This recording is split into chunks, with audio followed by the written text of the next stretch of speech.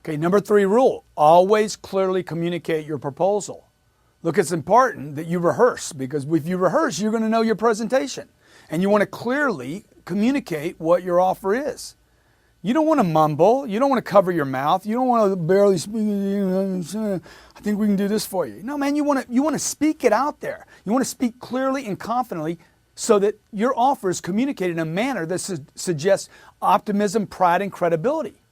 Like if you were trying to get everybody out of the theater, hey man, come on, let's go. See, somebody's going to lead the group out of the theater because the place is burning down. That means you got to really put your voice out there. You can't mumble, you can't whisper, you got to.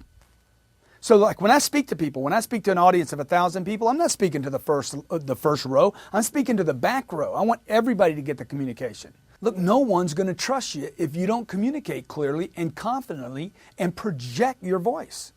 Have you ever known somebody that whispers and they're always talking this really low tone and you're always having to say, what'd you say? What'd you say? It's a little freaking game they play, okay? They're trying to pull you into them. They don't know they're playing this game, but you're always saying, what'd you say? What'd you say? Do you trust that communication? Probably not. Do you value it? Would you give it credibility? Probably not. Look, you need to practice this delivery. Do not just assume because you know how to talk that you're communicating clearly. They're completely different things. Now, what I did to learn this skill is I practiced with recorders and video. I'm literally for years.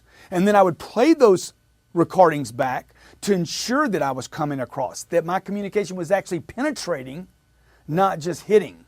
That my communication didn't just get across, it actually made a difference. Like it didn't just hit them and bounce off, it went through. You get it? I want to penetrate. I want to push the communication through. I want a good, clear voice. I know we can do this. Right? Not, I think we can do this. I know we can do this. Here's your proposal I worked out for you. I need your initials here. John, I need your okay here, here, here, and here. Let's get this done. Hey, John, follow me, okay? Hey, you want to do this afternoon or you want to do it tonight? I'm communicating clearly.